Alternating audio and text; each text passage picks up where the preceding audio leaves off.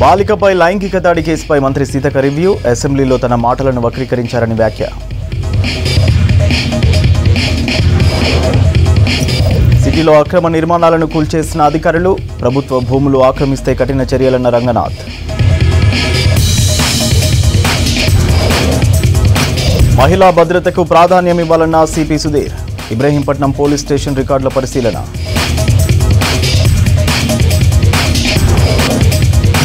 విద్య వ్యాపారంగా మారిందన్న కోదండరాం. తెలంగాణలో చదువు భవిష్యత్తుపై చర్చ.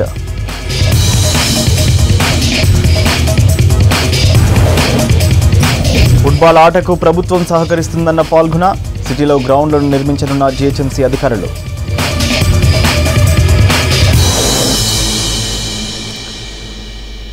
జల విద్యుత్ ప్రాజెక్టుల్లో గరిష్ట ఉత్పత్తికి అన్ని చర్యలు చేపట్టాలని చీఫ్ ఇంజనీర్లకు సూచించారు డిప్యూటీ సీఎం బట్టి విక్రమార్క. థర్మల్ విద్యుత్ కేంద్రాల్లో 17 రోజుల ఉత్పత్తికి సరిపడా బొగ్గు నిల్వలు అందుబాటులో ఉండాలన్నారు. అన్ని విద్యుత్ ఉత్పత్తి కేంద్రాల నుంచి వారానికి ఒకసారి నివేదిక పంపాలన్నారు డిప్యూటీ సీఎం బట్టి. వర్షపాతాలను దృష్టిలో పెట్టుకుని జల విద్యుత్ కేంద్రాల్లో గరిష్ట ఉత్పత్తికి అన్ని చర్యలు తీసుకోవాలని సీఈలకు ఆదేశించారు డిప్యూటీ సీఎం బట్టి. ప్రజాభవన్లో థర్మల్, హైడల్ విద్యుత్ ఉత్పాదనకు సంబంధించిన అంశాలపై ఆ శాఖల సీఈలతో సమీక్ష చేశారు బట్టి విక్రమార్క.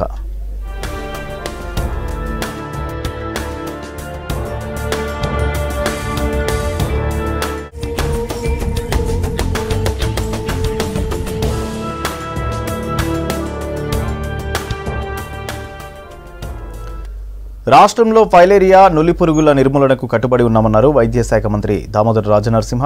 జాతీయ ఫైలేరియా, నులిపురుగుల నివారణ కార్యక్రమంలో భాగంగా కేంద్ర ఆయుష్, వైద్య, ఆరోగ్య మంత్రి ప్రతాప్రావు జాదవ్ నిర్వహించిన వర్చువల్ మీటింగ్లో పాల్గొన్నారు. ఈ 2 వ్యాధుల కంట్రోల్కు రాష్ట్ర ప్రభుత్వం తీసుకున్న చర్యలు కేంద్ర మంత్రికి వివరించారు. ఆల్బెండోజోల్, హైపర్మెటిన్ టాబ్లెట్లను పంపిణీ చేస్తున్నామని తెలిపారు. సంగారెడ్డి, మహబూబాబాద్ జిల్లాల్లోని 14 ఆరోగ్య కేంద్రాలలో స్పెషల్ ప్రోగ్రాంలు నిర్వహిస్తున్నామని చెప్పారు. దాదాపు 2600 మంది సిబ్బంది స్పెషల్ ప్రోగ్రాంలో పాల్గొంటున్నారన్నారు దామోదర.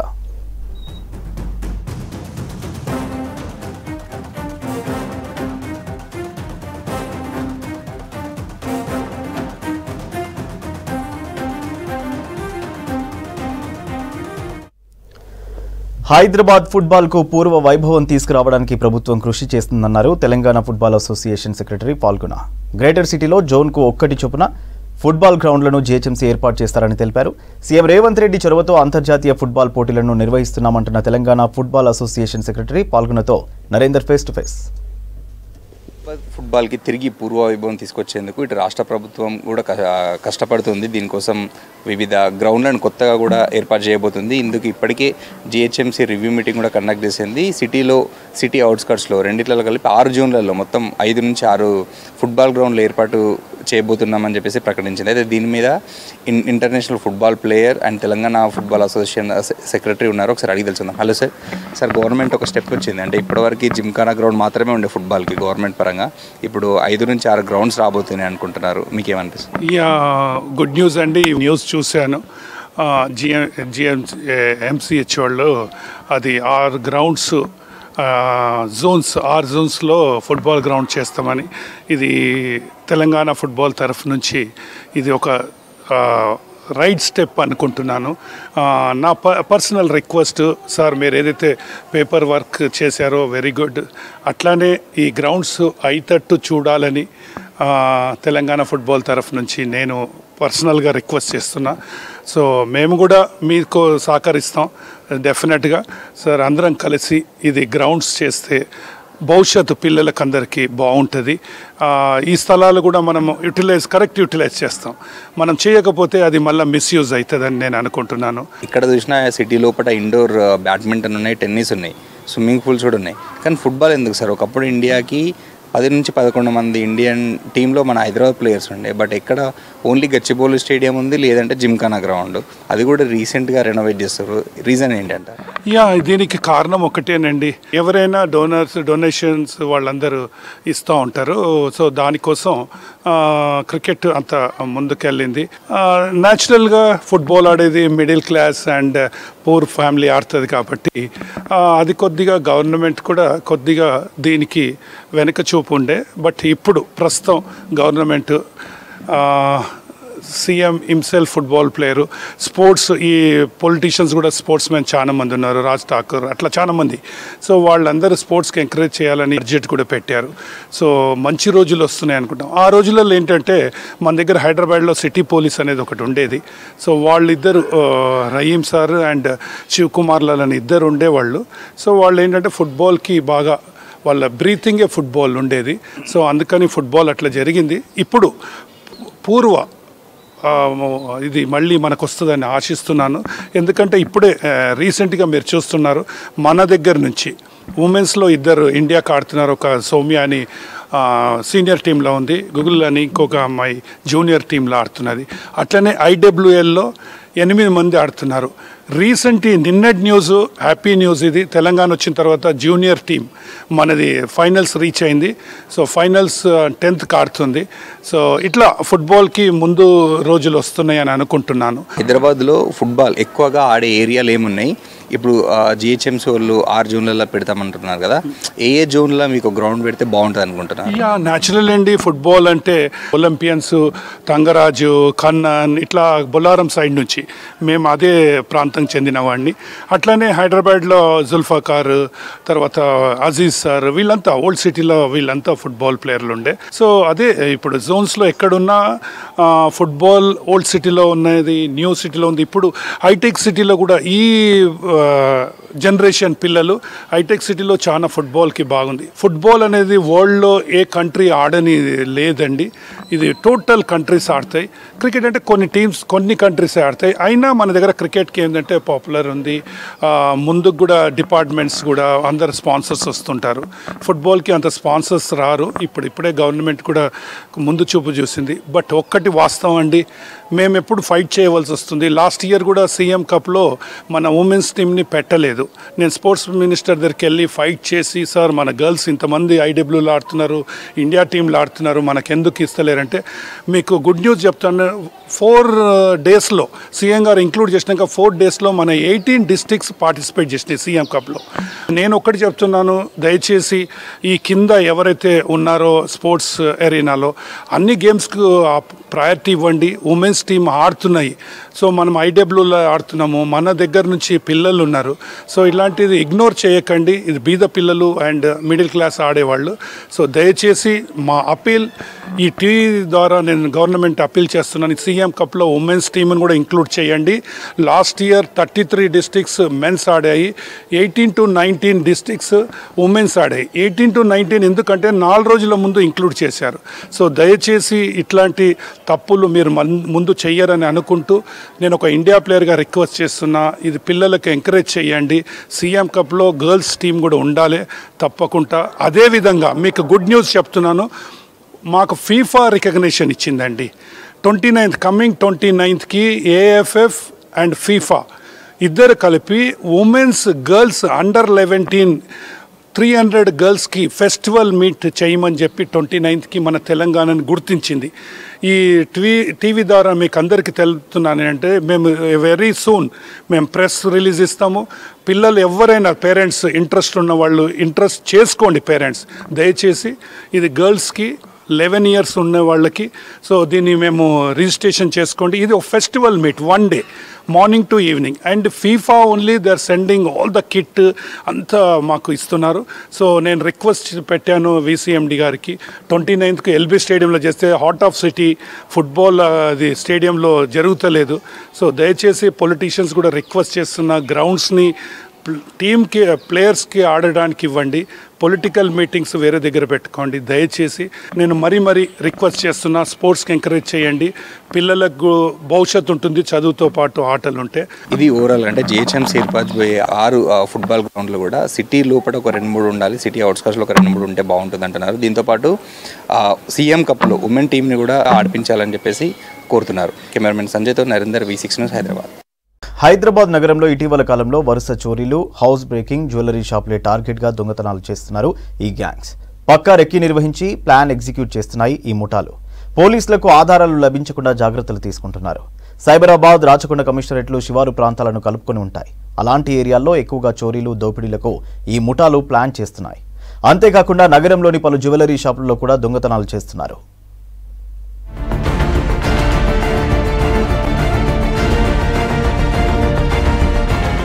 రంగారెడ్డి జిల్లా హైదర్గూడలో రాజేష్ అనే రియల్ ఎస్టేట్ వ్యాపారి సొంతూరికి వెళ్లొచ్చేలోపు డాక్యుమెంట్స్ తో పాటు 40 తులాల బంగారు ఆభరణాలు నగదు ఎత్తుకెళ్లారు. దీంతో పోలీసులకు సమాచారం ఇవ్వడంతో క్లూస్ టీమ్స్ ఆధారాల్ని సేకరించారు పోలీసులు. మరోవైపు ఉప్పల్ శ్రీనగర్ కాలనీలోని బృందావన్ అపార్ట్మెంట్లో అర్ధరాత్రి ముసుగులు ధరించి వచ్చిన దొంగలు బైక్లను దొంగిలించారు. ఆ దృశ్యాలు సీసీ కెమెరాలో రికార్డ్ అవ్వడంతో వాటి ఆధారంగా దర్యాప్తు చేస్తున్నారు పోలీసులు. సైబరాబాద్ కమిషనరేట్లోని గణేష్ నగర్లో యాక్సిస్ బ్యాంక్ ఏటీఎంలో చొరబడ్డ దొంగ ఇనుప రాడ్డుతో ఓపెన్ చేసే ప్రయత్నం చేశాడు. దాదాపు 2 గంటలుగా ఏటీఎం తెరవటానికి విశ్వ ప్రయత్నాలు చేశాడు. ఎంతకీ ఓపెన్ అవ్వకపోవడంతో అలారం మోగడంతో పరారయ్యాడు దొంగ. దీంతో సీసీ కెమెరాలో రికార్డ్ అయిన దృశ్యాల ఆధారంగా దర్యాప్తు చేస్తున్నారు పోలీసులు. గతంలో కూడా నగరంలోని పలు ఏటీఎంలను టార్గెట్ చేసుకుని డబ్బు ఎత్తుకెళ్లిన ఘటనలు జరిగాయి. మేడ్చల్ జిల్లా తూముకుంటలో కృష్ణ జ్యువెలరీ షాప్లో 45 తులాల బంగారం నగదుతో పాటు వెండి ఆభరణాల్ని కూడా తీసుకెళ్లినట్లు గుర్తించారు పోలీసులు. ఈ గ్యాంగ్ కోసం 5 ప్రత్యేక టీంలను ఏర్పాటు చేసి గాలిస్తున్నారు. రీసెంట్ గా కూడా మేడ్చల్లోని ఓ జ్యువెలరీ షాప్లో బుర్కా ధరించి ఆభరణాలు కొనటానికి వచ్చినట్లు నటిస్తూ యజమానిపై దాడి చేసి ఆభరణాలు దోచుకునే ప్రయత్నం చేశారు నిందితులు. శివారు ప్రాంతాల్లోని బంగారు దుకాణాలపై ఈ గ్యాంగ్స్ నిఘా ఉన్నట్లు అనుమానిస్తున్నారు పోలీసులు.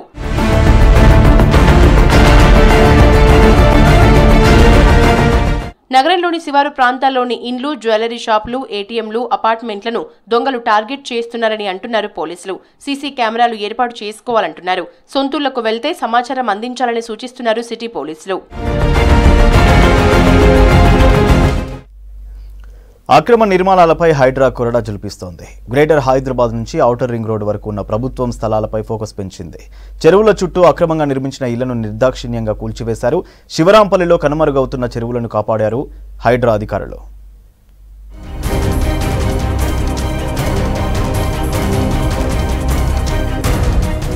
గ్రేటర్ హైదరాబాద్ పరిధిలో ప్రభుత్వ ఆస్తులు కబ్జా చేసి నిర్మాణాలు చేపట్టిన ప్రాంతాల్లో Hyderabad disaster response and assets protection force దూకుడు పెంచింది.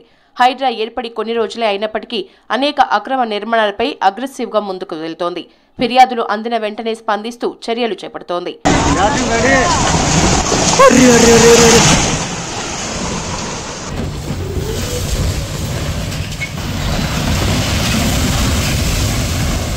శివరాంపల్లి, చందానగర్, హఫీజ్పేట ప్రాంతాల్లో తెల్లవారుజాము నుంచే అక్రమ నిర్మాణాల కూల్చివేతలు ప్రారంభించారు హైడ్రా అధికారులు.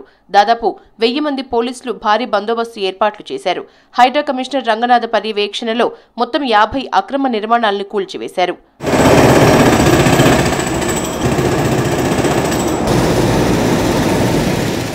మొదటి రోజు దాదాపుగా 40 బౌండరీ వాల్స్ తో పాటు 8 భారీ వాహనాల్ని కూల్చేశారు. మిగిలినవి కూడా కూల్చేస్తామని తెలిపారు. భారీ బిల్డింగ్స్ అవ్వటం సమస్యాత్మక ప్రాంతం కావడంతో ముందుగా బహదూర్పుర ఎమ్మెల్యే ముబిన్ను అదుపులోకి తీసుకుని రహస్య ప్రాంతంలోకి తరలించారు అధికారులు. శాంతి భద్రతల సమస్య రాకుండా పోలీసులు అలర్ట్ అయ్యారు. చెరువులో అక్రమంగా ఏర్పాటు చేసిన లేఅవుట్ను తొలగించారు. మీడియాను, రాజకీయ నేతల్ని లోపలికి అనుమతించకుండా కాలనీ బయట నిలిపివేశారు హైడ్రా అధికారులు.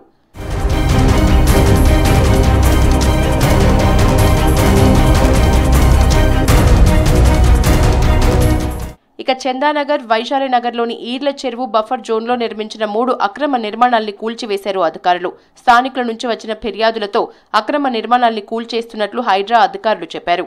గ్రేటర్ హైదరాబాద్ పరిధిలో మొత్తం 184 చెరువులున్నాయి.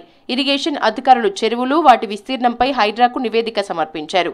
ఈ మేరకు కనుమరుగైన చెరువులపై ముందుగా ఫోకస్ చేశారు అధికారులు.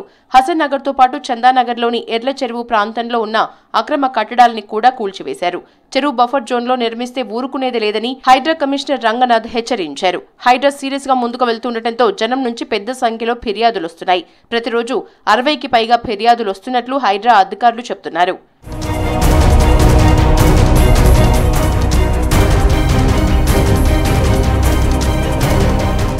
తక్కువ ధరకు స్థలాలు దొరుకుతున్నాయని చెరువు పరిసరాల్లో ఇళ్ల స్థలాల్ని కొనుగోలు చేసి మోసపోవద్దంటున్నారు ఆఫీసర్స్. ప్రభుత్వ స్థలాలు కబ్జాకు గురైనట్లు సమాచారం తెలిస్తే వెంటనే తమకు ఫిర్యాదు చేయాలని సూచిస్తున్నారు హైడ్రా అధికారులు. హైదరాబాద్ ధూల్పేటలో గంజాయి సరఫరాపై పోలీసులు ఫోకస్ చేశారు. ఒరిస్సా, ఆంధ్రప్రదేశ్ రాష్ట్రాల నుంచి గంజాయిని ఇక్కడికి సరఫరా చేస్తున్నారనే సమాచారంతో తనిఖీలు చేశారు. ఆపరేషన్ ధూల్పేట్ పేరుతో గంజాయికి చెక్ పెడుతున్నారు సిటీ పోలీసులు. సుమారు 250 మంది సరఫరాదారులు ఉన్నట్టు అంచనా వేస్తున్నారు. ఇదే అంశంపై ధూల్పేట్ నుంచి మరింత సమాచారం రత్న అందిస్తారు. ఒకప్పుడు గుడుంబా అమ్మకాలకు పేరు మోసిన ధూల్పేట ఇప్పుడు గంజాయి విక్రయాలకు అడ్డగా మారిందంటే అవును అనేటువంటి సమాధానమే వినిపిస్తోంది. ఇటీవల కాలంలో వరుసగా పట్టుబడుతున్నటువంటి గంజాయి అమ్మకందారులు ధూల్పేటలో ఎంతగా ఈ యొక్క గంజాయి అమ్మకాలు కొనసాగుతున్నాయనే దానికి సంబంధించి కూడా ఒక స్పష్టతనైతే ఇస్తున్నాయి. ప్రజెంట్ మనం ధూల్పేట ప్రాంతంలో ఉన్నాం. సో ఇక్కడ గత కొంతకాలం నుంచి కూడా ఈ యొక్క గంజాయి అమ్మకాలు అనేవి చాలా సీక్రెట్గా కొనసాగుతూ ఉన్నప్పటికీ అనేక మంది ఇటు పెడ్లర్స్, స్థానికంగా ఉన్నటువంటి పెడ్లర్స్ నగరంలోని అనేక ప్రాంతాలకు కూడా ఇక్కడి నుంచే ధూల్పేట నుంచి ఇటు గంజాయిని అక్రమంగా రవాణా చేస్తున్నారు అంటూ కూడా ఇటీవల కాలంలో అనేక వ్యక్తులను కూడా ఇటు పోలీసులు, స్థానిక పోలీసులు పట్టుకోవడం జరిగింది. ముఖ్యంగా ధూల్పేట మంగళహాటు పోలీస్ స్టేషన్ లిమిట్స్లోకి వస్తుంది. వాస్తవానికి ధూల్పేట అంటే మనకు ఇటు అమ్మవారి విగ్రహాల తయారీ, అలాగే గణేష్ విగ్రహాల తయారీ అనేది గుర్తుకు వస్తుంటుంది. పండుగలు రావడానికంటే ముందుగానే కొన్ని నెలల ముందు నుంచే ఇటు అనేక మంది కార్మికులు విగ్రహాల తయారీలో నిత్యం బిజీగా ఉంటూ ఉంటారు. ఇటు నగరంతో పాటు, హైదరాబాదు నగరంతో పాటు ఇటు మరోవైపు ఇతర జిల్లాలకు కూడా ఇక్కడి నుంచే విగ్రహాలు భారీ ఎత్తున అమ్మకాలు కొనసాగుతూ ఉంటాయి. అయితే ఈ యొక్క విగ్రహాలకు సంబంధించినటువంటి ఎవరైతే ఈ పనులు చేస్తూ ఉంటారో, తయారీ పనులు చేసేటువంటి వ్యక్తులు ఈ విగ్రహాల తయారీ అనేది ఆ పని లేనిటువంటి సమయంలో గంజాయి విక్రయాలకు పూనుకుంటున్నారనేటువంటి వార్తలు కూడా వినిపిస్తున్నాయి. ముఖ్యంగా దాదాపు ఇక్కడ మెయిన్గా 150 కుటుంబాలు అచ్చం ఈ యొక్క గంజాయి అమ్మకాల మీదనే ఆధారపడి జీవిస్తున్నట్లు కూడా అనేక విషయాలు వెలుగులోకి వస్తున్నటువంటి ఆ పరిస్థితి ఉంది.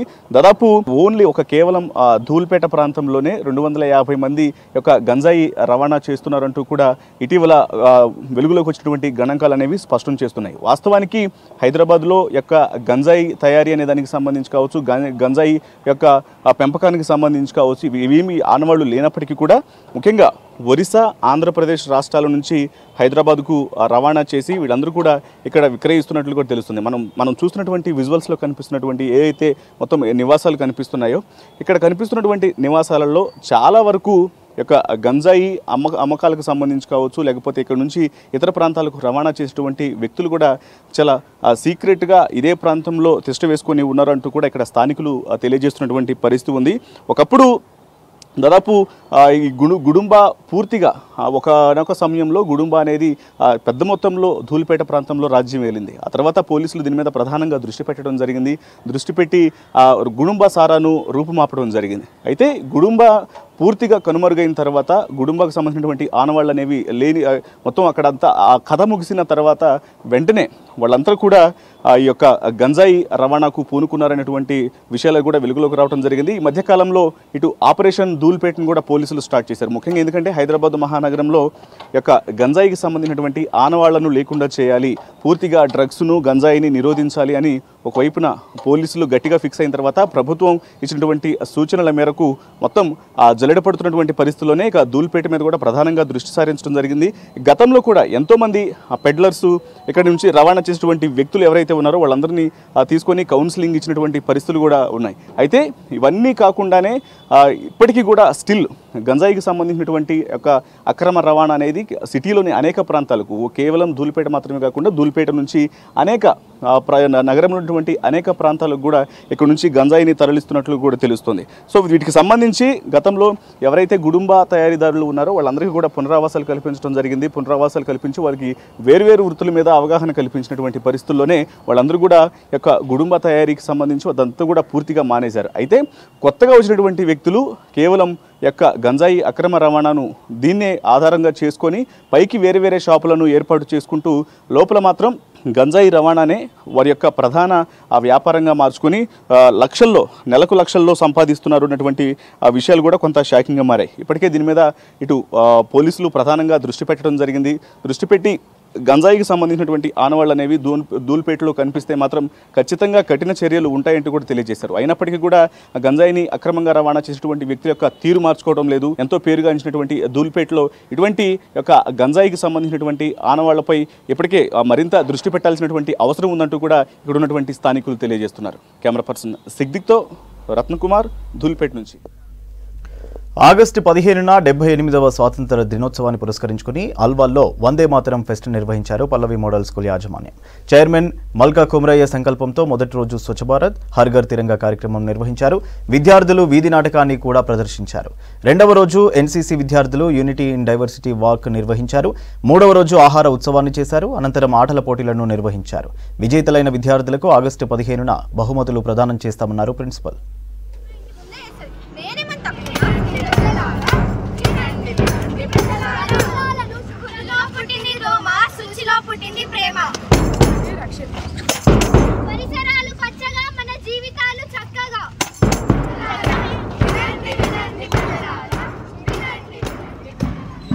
Junior principal along with my team 78వ స్వాతంత్ర దినోత్సవాన్ని పురస్కరించుకొని మా పల్లవి పాఠశాల చైర్మన్ శ్రీ మల్కా కుమరయ్య గారి సంకల్పంతో CEO మిస్టర్ యశస్వి ఆయన సపోర్ట్ తోటి మా సీనియర్ ప్రిన్సిపల్ శ్రీమతి సునీర్ నాగర్ ఆధ్వర్యంలో వందే మాతరం ఫెస్ట్ అన్న ప్రోగ్రామ్ ని మా పాఠశాలలో ఒక సప్తాహ కార్యక్రమం కింద నిర్వహిస్తున్నాము. మొదటి రోజు స్వచ్ఛ భారత్ హర్ ఘర్ తిరంగా కార్యక్రమంలో భాగంగా విద్యార్థులు వీధి నాటకాన్ని ఎన్సీసీ కెడెట్స్ తోటి టీచర్స్ తో కలిసి ప్రదర్శించారు. అదే విధంగా రెండో రోజు యూనిటీ డైవర్సిటీ ప్రోగ్రామ్ ని నిర్వహిస్తున్నాం. మూడో రోజు ఆహారోత్సవాన్ని, next Indian culture and fest heritage painting competition, quiz programme ని, ఫ్లాష్ మాబ్ ప్రోగ్రామ్ ని, ఈ విధంగా అనేక కార్యక్రమాల్ని ప్రదర్శిస్తున్నాం.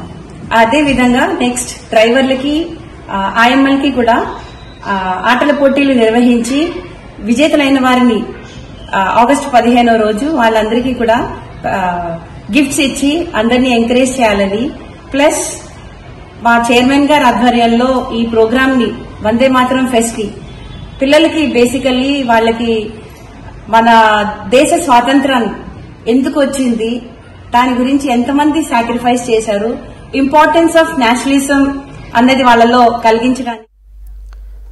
వికారాబాద్ జిల్లా పరిగి మండలం నస్కల్లో నకిలీ బాబాలకు దేహశుద్ధి చేసి పోలీసులకు అప్పగించారు స్థానికులు. అమాయకులే టార్గెట్ గా బురిడి కొట్టించే ప్రయత్నించారు దొంగ బాబాలు.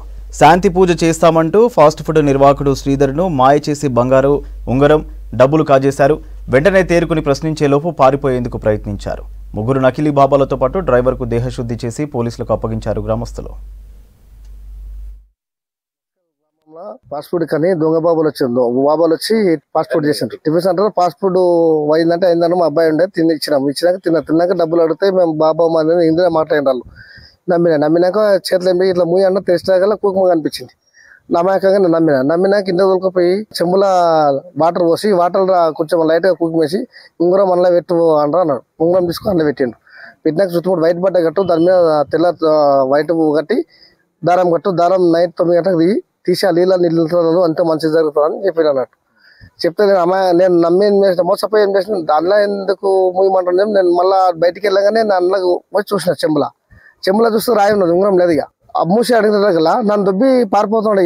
అందరు పట్టుకునే వరకు ఉంగరం ఇచ్చి వెళ్ళిపోతుంటే అందరం పట్టుకుని నాకు జరిగిన నష్టం ఇంకా వేరేలో జరగదని ఒక డ్రైవరు, ముగ్గురు సాములు. మేడ్చల్ జిల్లా కుత్బుల్లాపూర్ గంపల బస్తీలో ఎక్సైజ్ పోలీసులు తనిఖీలు నిర్వహించారు. బీహార్కు చెందిన అభయగిరి దగ్గర 4.5 కిలోల గంజాయితో పాటు 750 గ్రాముల గంజాయి చాక్లెట్లు స్వాధీనం చేసుకున్నారు. అభయగిరిని అరెస్ట్ చేసి రిమాండ్కు తరలించారు ఎక్సైజ్ పోలీసులు.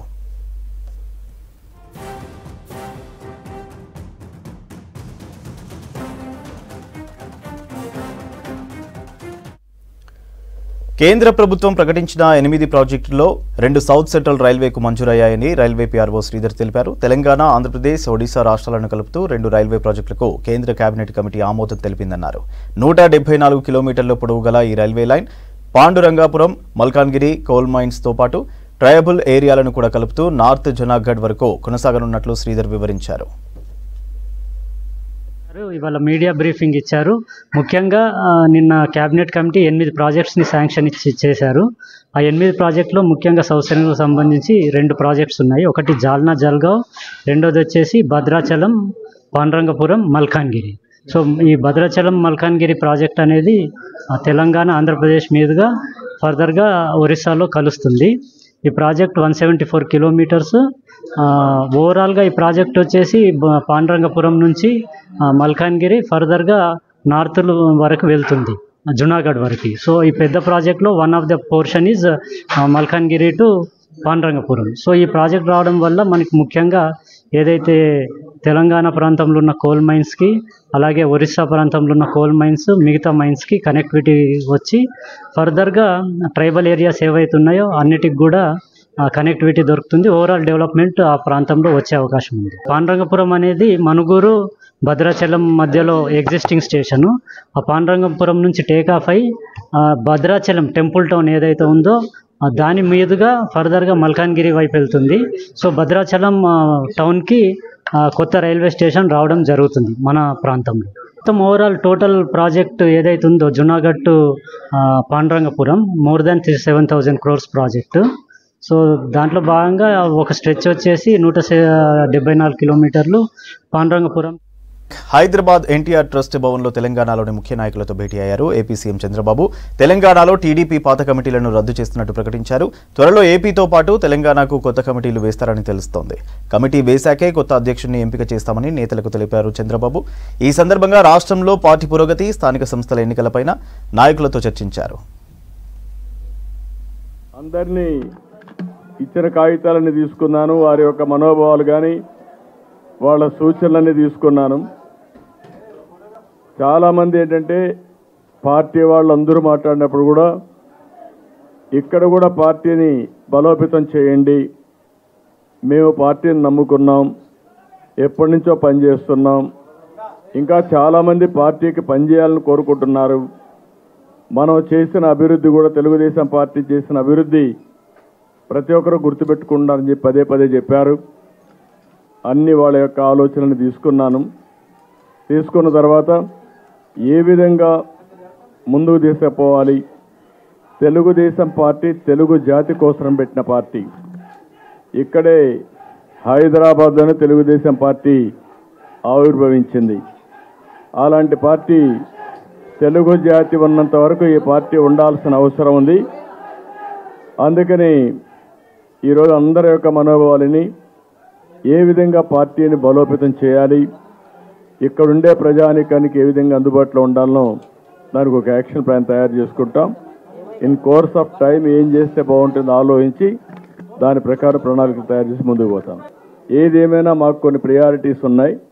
ఆ రోజు ఉండే ప్రత్యేకమైన పరిస్థితుల్లో ఆంధ్రప్రదేశ్ రాష్ట్రంలో కాన్సన్ట్రేట్ చేయాలనుకున్నాం, చేశాం. మీరే చూశారు రిజల్ట్స్ అన్నీ. ఇప్పుడు ఇక్కడ అందరూ అడిగేది ఏంటంటే ఇక్కడ కూడా పార్టీ ఉండాలని చెప్పి అడుగుతున్నారు. దానికి ఏం చేయాలో in course of time decide చేస్తాం. ఒక మంచి వాతావరణంలో సమస్యల పరిష్కారం చేసుకోవాలని, ఇది రెండు రాష్ట్రాల మధ్య సమస్యలు, రెండు పార్టీలు కాదు, ఇద్దరు వ్యక్తులు కాదు. అలాంటి సమయంలో ఇద్దరి మనోభావాలను గౌరవిస్తూ సమస్యల్ని పరిష్కారం చేసుకోవాలి. దానికి నేను ఆ రోజు చాలా క్లియర్గా చెప్పాం. ఒక అఫీషియల్ కమిటీ ఒకటి వేసుకున్నాం, క్యాబినెట్ సబ్ కమిటీ ఉంటుంది, అవసరమైతే ముఖ్యమంత్రులు కలుస్తాం. ఇదే విధంగా ఇద్దరు ఇచ్చిపుచ్చుకునే దూరంలో యాక్ట్లో ఏమున్నాయి ట్రూ స్పిరిట్లో ఆలోచించి సమస్యల పరిష్కారం కోసం ముందుకు పోతాం. తెలంగాణలో ఉండే తెలుగు జాతి అగ్రస్థానానికి వెళ్ళాలి. ఆ రోజు నేను వేసిన పునాది మీరు చూస్తే తెలంగాణ నెంబర్ 1 ఇప్పుడు తలసరి ఆదాయంలో దేశంలో నెంబర్ 1 వచ్చింది. నేను ఒక్కడనే చేశారని చెప్పలేదు, నా తర్వాత వచ్చిన ముఖ్యమంత్రులు కూడా దాన్ని ముందుకు తీసుకెళ్లారు. దేశంలో విద్యా వ్యాపారంగా మారిందన్నారు టీజేఎస్ అధ్యక్షుడు professor Kodandaram. Saint Paul's high school, Hyderguda catholic regional institution society Telangana ఆధ్వర్యంలో విద్యారంగంపై కార్యక్రమం నిర్వహించారు. తెలంగాణలో విద్య గతం, వర్తమానం, భవిష్యత్తు దృక్పథాలు అనే అంశంపై నిర్వహించిన సమావేశంలో ప్రొఫెసర్ కోదండరాం పాల్గొన్నారు. ప్రభుత్వం విద్యా సంస్థలు సేవా లక్ష్యంతో పనిచేసే సంస్థలు బలహీనమవుతున్నాయన్నారు కోదండరాం. సమస్యలు, సూచనలను ప్రభుత్వం దృష్టికి తీసుకెళ్తామన్నారు professor Kodandaram. Train the students to get a rank, and something that you could not do and something that most of us fail to do, and it becomes miserable. You are not seen as someone who is capable of handling the classroom teaching, and therefore people begin to flock to the corporate institutions. It's almost like the advertisement, thumbs up advertisement. You drink thumbs up and you fly up and down, go under the bus and nothing happens to you. So anything you can do once you drink thumbs up. So that's the kind of an advertisement these institutions have promoted. They said you come to our college and you will get a rank. So why are you going to Sri Chaitanya? To get a rank. Why are you going to Narayana? To get a rank. Quite interestingly, the process has completely marginalized the teacher. There is no teacher. People who wield power in the administrative setup, they can decide when an intermediate examination will be held. They decide when an SSC examination will take place, whether papers will be corrected, by whom, how. All these things now they decide. You feel so helpless in front of these forces. And they are influential even in the రాష్ట్ర ప్రభుత్వం గ్రామ పరిపాలన గాలికొదిలేసిందన్నారు Sirpur BJP MLA Palvai Harish బాబు. పంచాయతీల్లో సర్పంచులు లేకపోవడంతో పాలనా బాధ్యతలను గ్రామ కార్యదర్శులకు అప్పజెప్పారన్నారు. 9 నెలల్లో పంచాయతీరాజ్ శాఖ మంత్రి సీతక్క గ్రామాలకు ₹1 నిధులు కేటాయించలేదన్నారు. రాష్ట్రంలో గిరిజన బతుకులు దయనీయ పరిస్థితుల్లో ఉన్నాయని చెప్పారు. ఆదివాసీల గ్రామాలకు నేటికీ రహదారులు లేవన్నారు. ఆరోగ్య సమస్యలు వస్తే హాస్పిటల్కు వెళ్లడానికి కిలోమీటర్ల మేర నడవాల్సిన పరిస్థితి ఉందన్నారు హరీష్ బాబు. ప్రపంచ ఆదివాసీ దినోత్సవం, వరల్డ్ ఇండిజినస్ ట్రైబ్స్ డే అని మనం సెలబ్రేట్ చేసుకున్నాం. అంగరంగ వైభవంగా పండగలు, వేడుకలు హైదరాబాద్ నుంచి మొదలు పెడితే జిల్లా కేంద్రాల్లో ప్రభుత్వ ఆధ్వర్యంలో జరిగినాయి. కానీ వాస్తవ పరిస్థితులు విరుద్ధంగా ఉన్నాయి అనే విషయాన్ని తెలియజెప్పే ప్రయత్నం చేస్తాం. ఇది నిన్నటికి నిన్న ప్రపంచ ఆదివాసీ దినోత్సవం రోజు ఒక ఆదివాసీ మహిళ, ఆమె నిండు గర్భిణి, అక్కడి నుంచి గవర్నమెంట్ ఆసుపత్రికి, ప్రాథమిక ఆరోగ్య కేంద్రాన్ని చేరుకోవడానికి 2 గంటలు నడవాల్సి వచ్చింది. ఎందుకు నడవాల్సి వచ్చిందంటే రహదారి సౌకర్యం లేక. 108 వాహనం, అంబులెన్స్ వాహనం వాగు వరకే వస్తుందనంటే వాగు దాటాలంటే 2 కిలోమీటర్లు నడవాలి. ఆ నడిచే క్రమంలో ప్రసవం, ఆసుపత్రిలో జరగాల్సిన ప్రసవం ఆ వాగొడ్డుకు ఆ ఇసుకలోనే జరిగింది. పర్యవసానంగా ఆ పుట్టిన శిశువు మృతి చెందడం జరిగింది.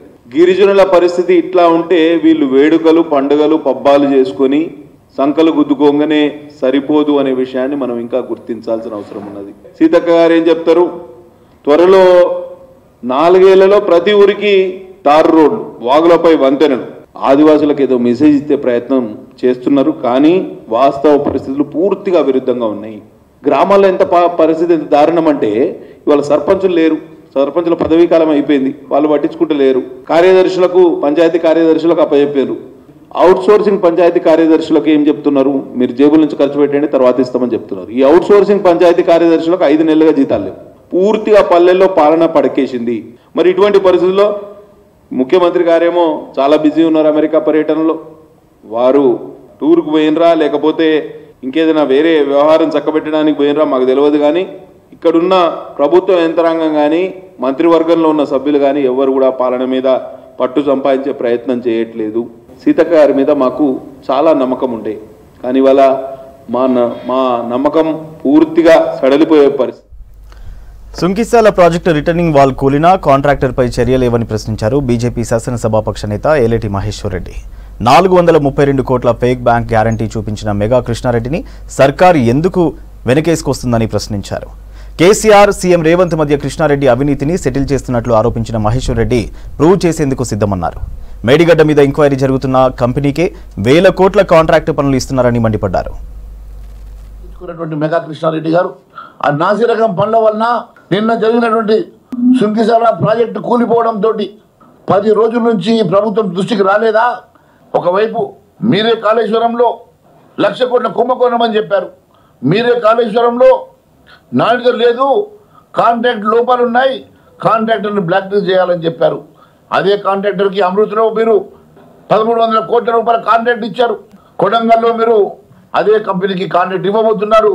ఈరోజు పూర్తిగా కుప్పకూలినటువంటి సుంకిశాల ప్రాజెక్టులో కూడా 1,400 కోట్లను మరి ఇంత పెద్ద ఎత్తున ఎస్కలేట్ చేసి దాన్ని 2,215 కోట్లకు చేసిన ఇంకా 4,000 కోట్లు పెంచే ప్రయత్నం చేస్తున్నారంటే ఏ రకమైనటువంటి ఆలోచనతోటి మీరు మెగా కృష్ణారెడ్డి ద్వారా ప్రజాధనాన్ని దోచుకునే ప్రయత్నం జరుగుతూ ఉన్నదో తెల్లమవుతున్నది.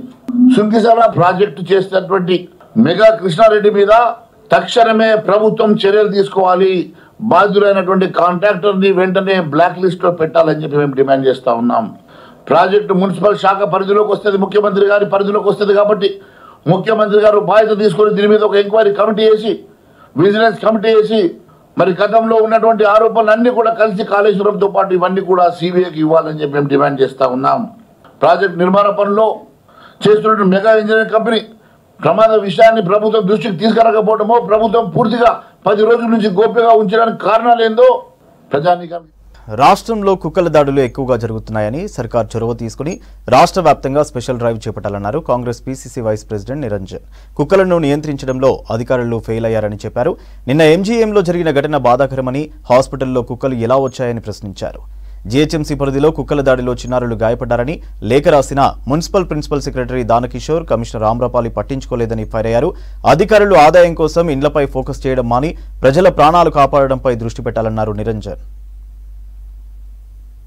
మండల్ రాజన్న సిరిసిల్ల డిస్ట్రిక్ట్లో ఒక 75 సంవత్సరాల రుద్రాలపై కుక్కలు దాడి చేసి ఆమె పొట్టను తినేయడం జరిగింది.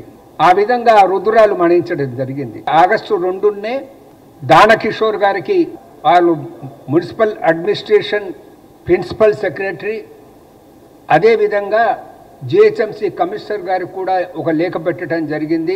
అసలు ఎందుకు పట్టించుకోవటమో అర్థం కావటం లేదు.